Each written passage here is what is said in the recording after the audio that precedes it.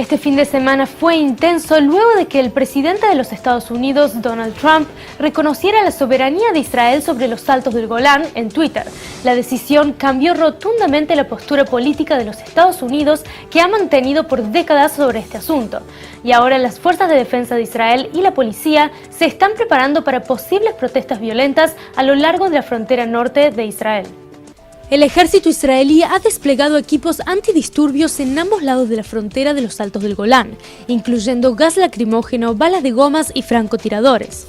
Los Altos del Golán han sido un motivo de controversia por décadas. En 1967 Israel capturó la tierra y luego la anexó unilateralmente en 1981, y como resultado decenas de miles de sirios se escaparon o fueron expulsados.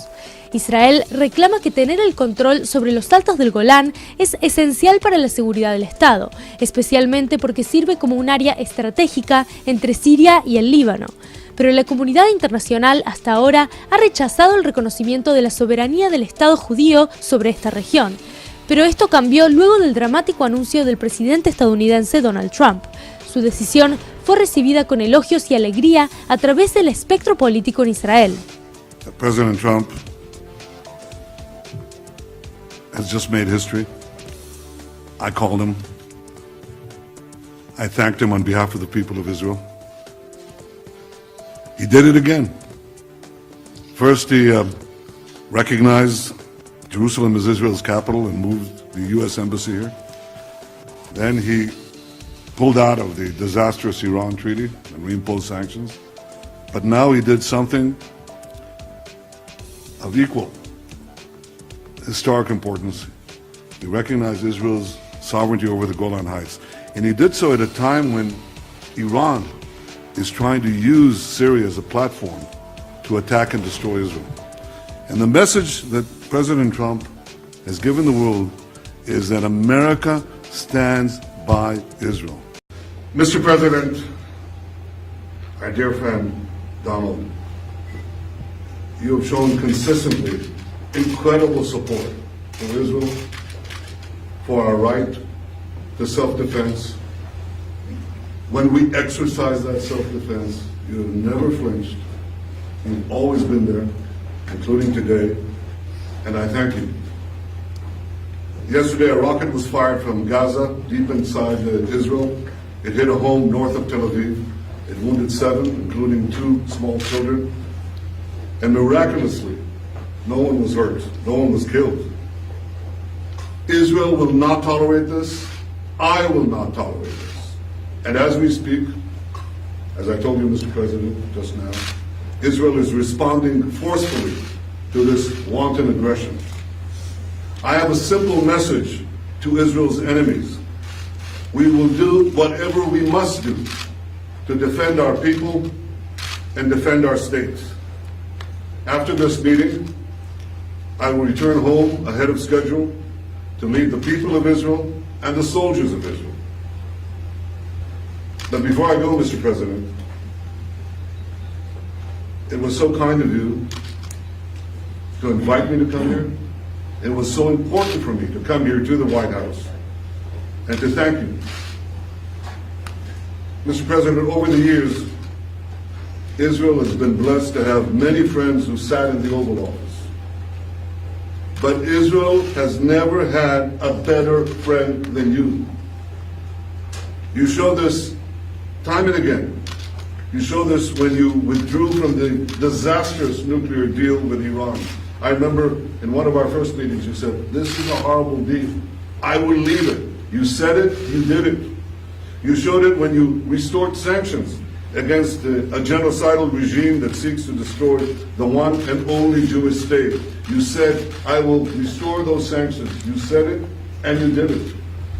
You showed that when you recognized Jerusalem as Israel's capital and moved the American embassy there and gave us a tremendous ambassador. You said it, you did it. And you showed it once again today, Mr. President, with your official proclamation recognizing Israel's sovereignty over the Golan Heights. Mr. President, ladies and gentlemen, this is truly a historic day. For 2 decades, From 1948 to 1967, Syria rained deadly fire from the Golan Heights on Israel's citizens below. A generation of Israeli children lived in constant danger. And then, in 2 glorious days, in June 1967, the brave soldiers of Israel scaled those daunting heights and liberated the Golan. This has profound meanings for all Israelis and for me personally. One of those brave soldiers was my brother, who was wounded in battle 3 hours before the end of the war. And a few years later, as an officer in a special unit, I led my soldier into a covert mission into Syria. And as we came back to the Golan, to Israel, we nearly froze to death in a blinding snowstorm. Well, as you can see, I'm still here. But at that point, in 1967, Israel seized the high ground, which has since proven invaluable to our defense. Because in 1973, Syria launched a surprise attack against Israel.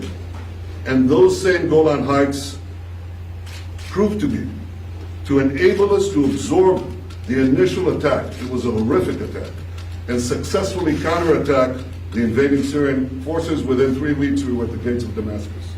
Outmanned, outgunned, our brave soldiers triumphed after one of the hardest fought tank battles in our history. But while Israel won those 2 wars, we would have to wait nearly half a century until this moment here in this room to translate our military victory into a diplomatic victory. And that is why, Mr. President, your decision to recognize Israel's sovereignty on the Golan Heights is so historic. Your recognition is a twofold act of historic justice. Israel won the Golan Heights in a just war of self-defense, and the Jewish people's roots in the Golan go back thousands of years. In the long sweep of Jewish history, there have been a handful of proclamations by non-Jewish leaders on behalf of our people in our land. Cyrus the Great Persian king, Lord Balfour, President Harry S. Truman, and President Donald J. Trump. And you, Mr. President, you've done it not once, but twice, with your bold proclamation on Jerusalem and with your bold proclamation today on the Golan. Your proclamation comes at a time when the Golan is more important than ever for our security, when Iran is trying to establish bases in Syria to strike at Israel. From across the border in Syria, Iran has launched drones into our airspace, missiles into our territory. Mr. President, just as Israel stood tall in 1967, just as it stood tall in 1973, Israel stands tall today. We hold the high ground, and we shall never give it up.